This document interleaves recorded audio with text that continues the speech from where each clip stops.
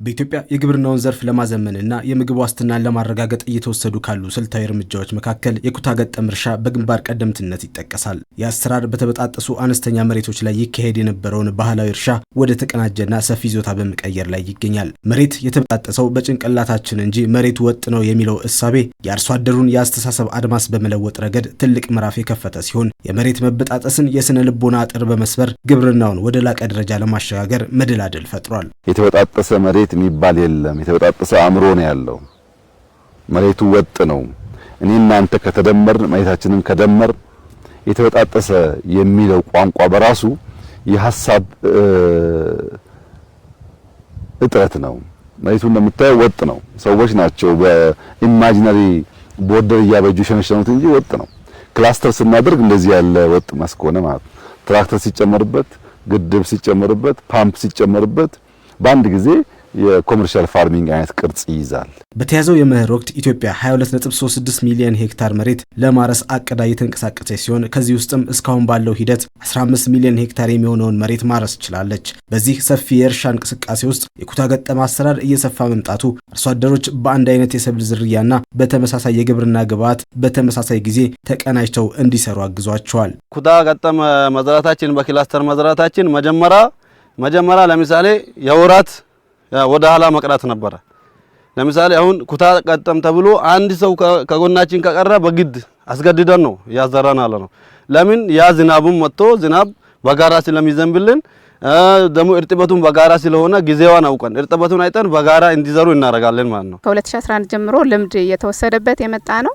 በየአመቱ እያደገ የመጣ ነው። በዚህ አመትም 412480 ሄክታር ከምናለማው መሬት 290 ሺህ በላይ የሚሆነው በኩታ ገጠም ወይም 65% በኩታ ገጠም እርሻ የሚለማ ነው። በዚህም በቆሎ፣ ስንዴ፣ ለውዝ፣ አኩሪ አተርና ሰሊጥን ጨምሮ ስንዴም እንደዛው በኩታ ገጠም የሚለሙ ሰብሎች ናቸው። ለይተን በሰፋፊ ክላስተር ከ350 ሄክታር በላይ በአንድ ኩታ ገጠም እያለማን ያለንበት ሁኔታ ነው ያለው። የኩታ ገጠም እርሻ መስፋፋት ካስገኛቸው ትልቅ ጠቀሜታዎች አንዱ የግብርና ሜካናይዜሽንን በስፋት ተግባራዊ ለማድረግ መቻሉ ነው። በተበጣጠሰ መሬት ላይ ትራክተሮችንና ኮምባይነሮችን በብቃት መጠቀም የማይታሰብ የነበረ ቢሆንም አርሶ አደሮች በኩታ ገጠም እርሻ እንዲያርሱ በማድረግ ሜካናይዜሽንን ማስፋት ተችሏል። በዚህ የመኸር ወቅትም ከ4 ሚሊዮን ሄክታር በላይ መሬት በሜካናይዜሽን የታገዘ እርሻ እንዲከናወን አስችሏል። ይህ ዘመናዊ ቴክኖሎጂ የጉልበትና የጊዜ ብክነትን ከመቀነሱ በላይ የአፈር ዝግጅት፣ የዘር አዘራርና የሰብል አሰባሰብ ሂደቶችን በከፍተኛ ሁኔታ በማቀላጠፍ የግብርናውን ዘርፍ አቅም አሳድጓል። በበሬ እርሰን ነበር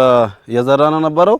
ያው በዚህ በጊዜው ተሻሽሎ ያው አዲስ ሜካናይዜሽን በመጠቀም ያው በመኪና እያረስን ክላስተርም የሚባል ነገር ከወረዳም የሚመጡ ባለሙያዎች በመናገር በክላስተር በቆሎም በክላስተር በመዝራታችን ውጤት አግኝተናል።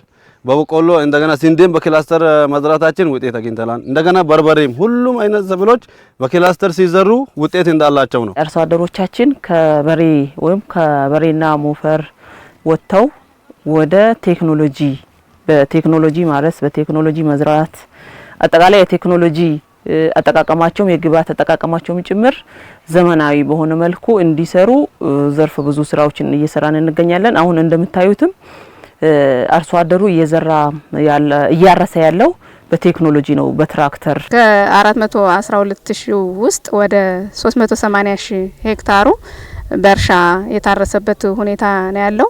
ከዚህ ውስጥ ደግሞ በትራክተር 31 ሺህ የሚሆነው በትራክተር ነው የታረሰው። ሜካናይዜሽን ላይ በዚህ አመት እንደ ግብርና መምሪያ የተሻለ እንቅስቃሴ ስለነበረን በጥሩ ሁኔታ የትራክተር እርሻም የሄድንበት ሁኔታ ነው ያለው። ይህ የተቀናጀ አሰራርና የቴክኖሎጂ አጠቃቀም በቀጥታ ወደ ከፍተኛ ምርታማነት እየተቀየረም ይገኛል። በዚህ ስትራቴጂ አማካኝነት ከዘንድሮ የመኸር እርሻ 730 ሚሊዮን ኩንታል ምርት ይጠበቃል። የኩታ ገጠም እርሻ የግብዓት አቅርቦትን እንደ ምርጥ ዘርና ማዳበሪያ በአንድ ማዕከል ተደራሽ ለማድረግ ስለሚረዳ አርሶ አደሮች ካላቸው መሬት ላይ ከፍተኛ ምርት እንዲያገኙና የሀገሪቱን የምግብ ፍላጎት በራስ አቅም ለመሸፈን ለሚደረገው ጥረትም ትልቅ አቅም እየሆነ መጥቷል።